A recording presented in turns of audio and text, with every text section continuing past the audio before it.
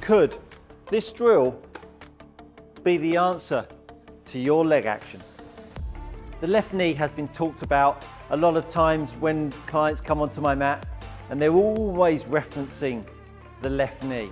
It's fascinating that people's ability to be nurtured down a route where they believe that in their backswing, their left knee in a backswing should be turned out and should look straight.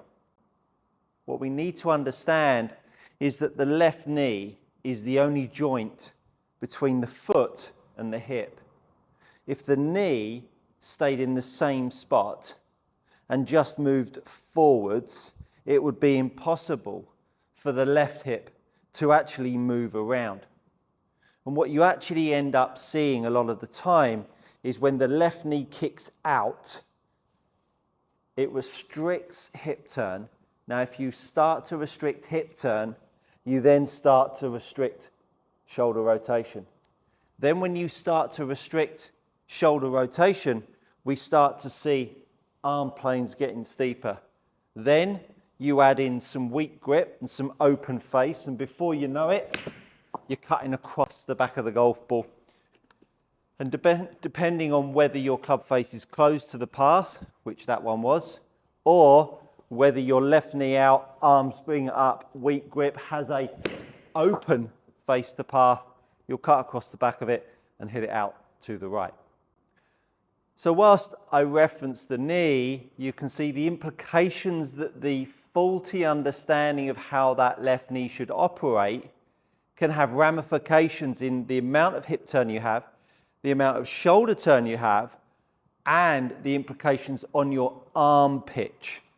Now, your arm pitch will always harmonize with your face to path. It would be very unusual for someone with a knee out, short hip turn, short backswing to have an arm lift up if their face to path value was super strong, because the ball would not take off and it would go a long way to the left. So just because the knee's out and the arms are up doesn't mean that's a blanket protocol for all.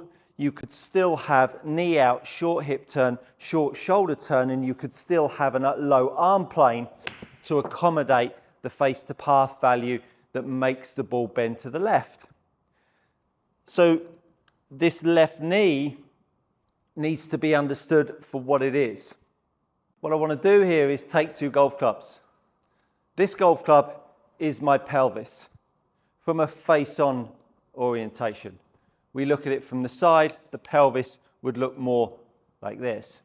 So taking it from a face-on position, because that's where most golfers will look and evaluate their left knee from. If the pelvis is set like so and you've got two legs hanging off the pelvis, what you're trying to do by holding the left knee out is restrict the amount of rotation that the pelvis will make. At the point where you start to restrict the amount the knee works, this spine that starts to, when it's set up, that's got a nice angle to it, as you start to slide your pelvis across because you're not rotating, what starts to happen is we start to see a spine tip to the left, and I talked about this in my spine angle video. Again, I want to make you understand that the knee and its implications on what it can disrupt in your golf swing, rather than fix your left knee, you'll play better golf. So when we understand what the left knee does and how it will impact the pelvis, the spine, the arm plane, you then start to think, oh crikey, I've been working on my arm plane, but maybe I need to look at my left knee. So by the left knee being held out, what we then tend to see is still a desire to move the lower half. And again, now the spine is tilted more to the left. So the knee, as far as I'm concerned, needs to have some swing in. The left knee swinging in is important. Now with the left knee swinging in, excuse me, I could swing the left knee in, but I could also change the pitch of my pelvis. I could also have my left knee in, and I could change the pitch of my pelvis. So just because the left knee's kicked in doesn't mean that we would see a left hip down. We could have the left knee in and have a left hip up, which again, when the left knee is kicked in and kinked the left hip down, it starts to disrupt the spine. As I say, then starts to disrupt the arm pitch. And both of those can occur. Left knee out and left knee in can disrupt the amount of rotation you have in your pelvis. So the left knee swinging around is important because it mobilizes the amount of hip turn.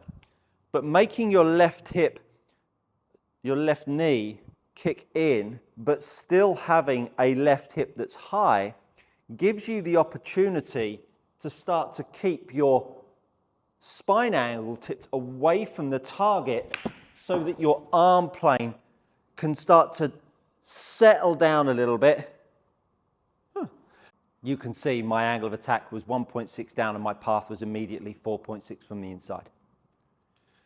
So the left knee swinging in, how do we achieve a much better idea of how the left knee works? The leaderboard is a bit of equipment that I use with a lot of my players, whether they are total beginners or they are someone that are playing at tour level. The leaderboard is a sliding skate that has TheraBands loaded to it, so I can make this sliding skate have some resistance. You don't need one of these to achieve this drill. I'm just going to use this to demonstrate to begin with.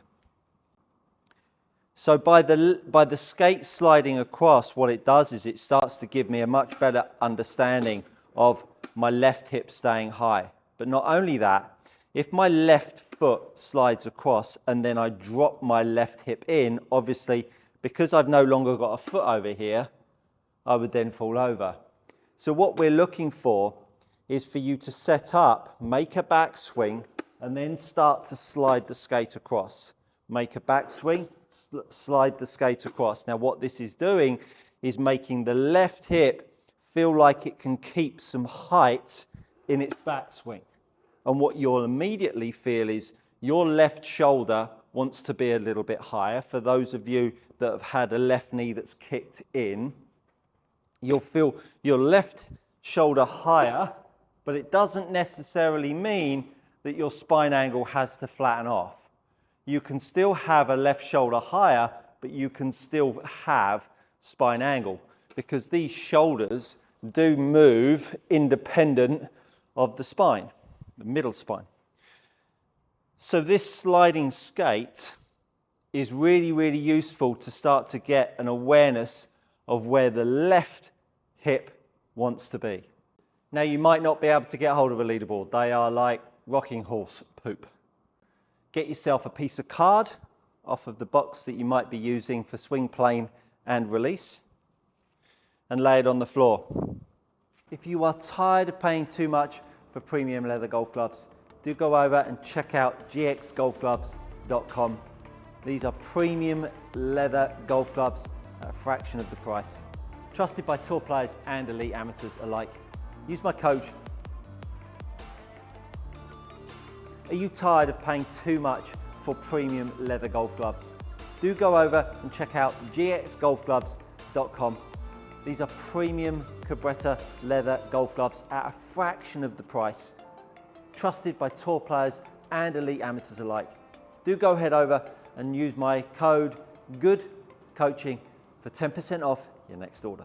Now all of a sudden, you've got the opportunity to slide your foot around. You could use a tea tray. Anything that has a very little resistance. So now all I'm going to do is I'm going to make the same drill and slide the skate across or the piece of card across. And all of a sudden, what you'll start to feel is how much higher your left hip is in your backswing. Now when you come back on the mat and you make the same backswing, what you're trying to feel is the height of that left hip, and you will immediately feel it. To start with, this drill is not for the faint-hearted. You'll need a decent core to be able to stabilize yourself, and you'll also feel that you'll have to orientate the left leg, the left knee, and the left hip to enable yourself to take the pressure off of it and to slide it across. But you will all of a sudden feel how much higher that left hip is, and you'll feel some real change in how the left hip works, as I say, the left shoulder, but as much, you'll really start to get a sense of how the shoulder pitch will flatten and your arm plane will flatten off. Now, if you have a good grip, what you'll probably end up finding is that you'll hit down, hit from the inside, and have a little bit of a draw, just like that. So do give that a go. I think you'll find that's good coaching.